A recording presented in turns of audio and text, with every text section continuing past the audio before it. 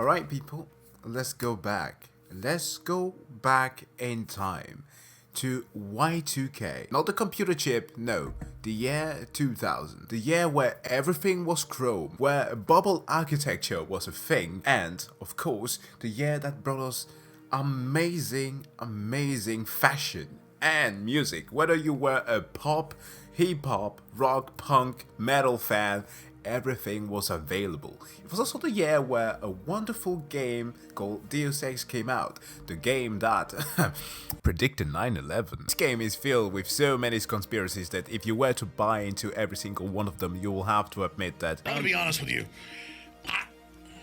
I'm kind of retarded. No, but seriously, having some kind of nostalgia to the time where I was like 5, it's kind of weird. It fills me with some weird joy inside. But no, I didn't get to play the game at the time, obviously.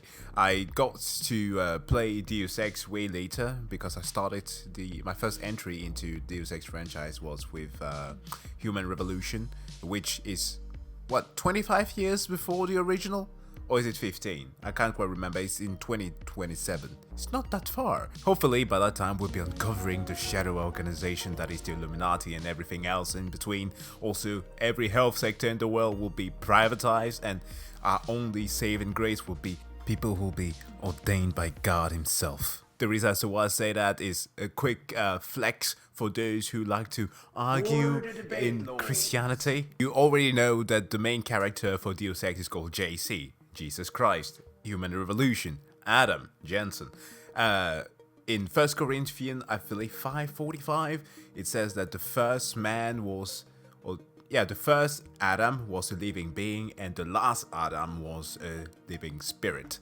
So that being Adam, the first chosen man, and Jesus, the one who ascended. And by the end of the game, you have the whole plot with the Helios AI and merging yourself with like the online infrastructure. So like leaving your body behind, basically. It's a bit on the nose. But Christianity aside, let's just jump into Seth's review of Deus Ex. Hey people, Seth here. Today, I will be covering an older game that, at the time, was considered the best conspiracy simulator in the market, Deus Ex. Alex Looking Jones. back now, it was a scarily accurate prediction of a future. Despite being made a full year before the 9/11 attacks, Deus Ex depicted our world in 30 years as an authoritarian dystopia. In other words, they were 30 years off. In this bleak future, there's only the super wealthy and the super fucking poor. The only food available is candy bars and soybeans. The only safe drinking water is orange soda, and 10 packs of cigarettes are now strong enough to kill you instantly. For this reason, secondhand smoking is now the preferred method of postnatal abortion. Or, if you care about the environment and want a more eco-friendly solution, you could also try jabbing your ungrateful spawn with a cattle prod, then put them up for adoption. In the ocean. Deus Ex is an amazing game. I'm glad people pushed me to replay it. You appreciate it more in your man-child years. Anyway,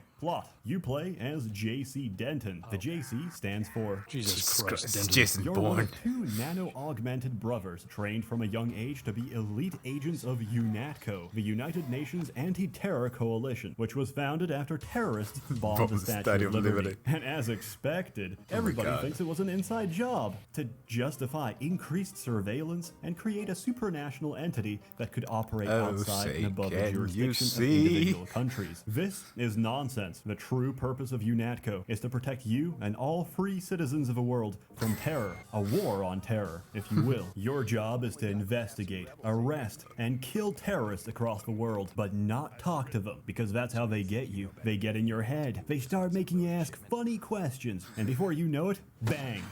You're a liberal. You're one of them. You shoot on sight and follow orders without question. You'll go far in UNATCO. Also, the world is suffering. We're gonna run that back. Oh my god, that was great. Sorry, I spoke over that, but that was good. Bang!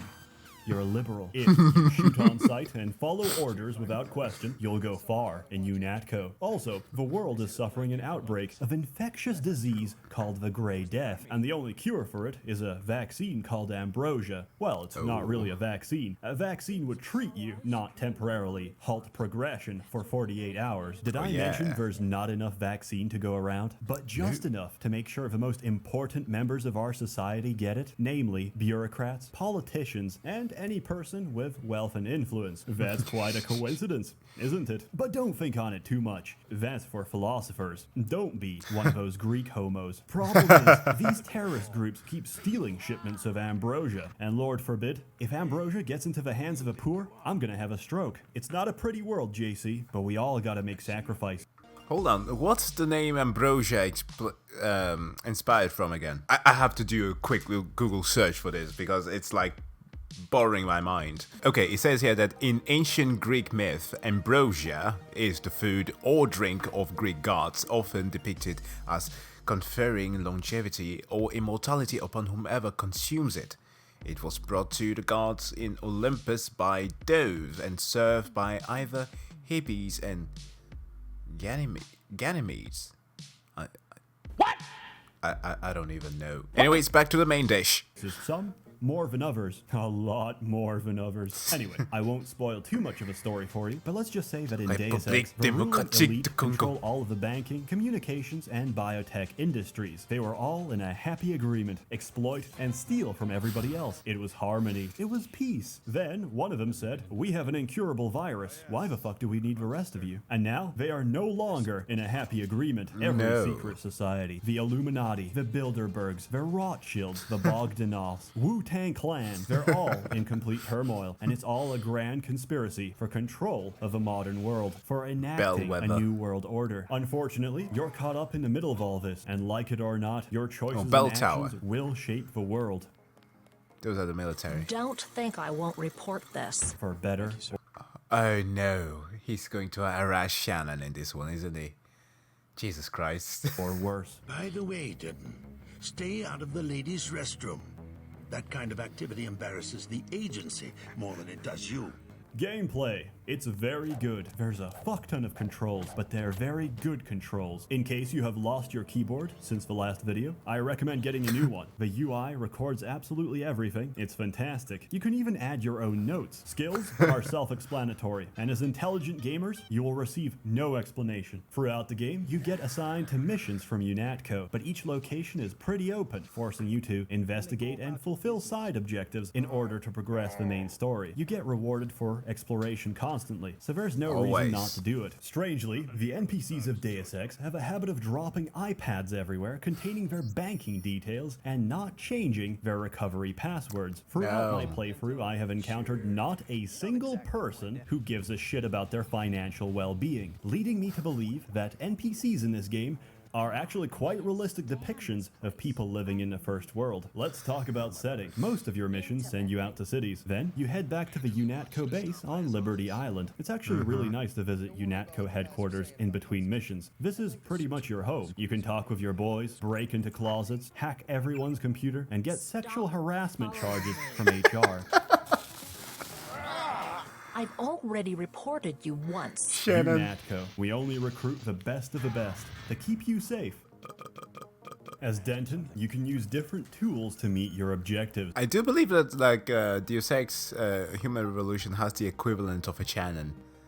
Who was it? I'm like thinking about a few. No, Farida Malik was cool. She's the pilot. There's a character in Deus Ex Human Revolution called Pritchard.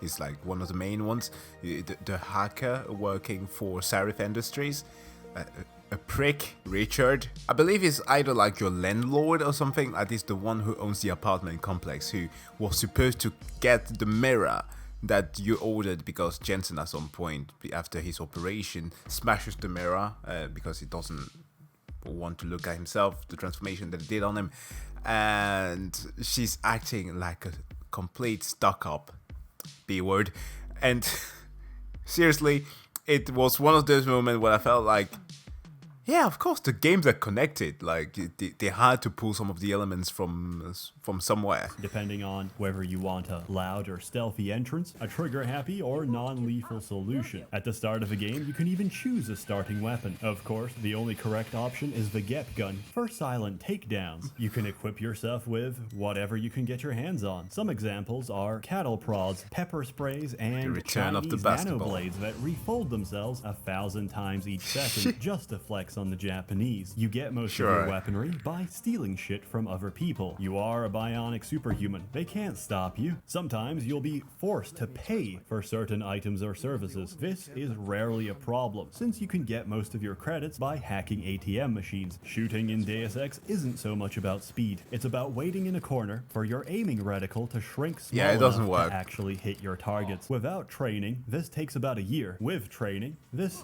still takes about a year. For this reason, the stealthy approach is much more satisfying.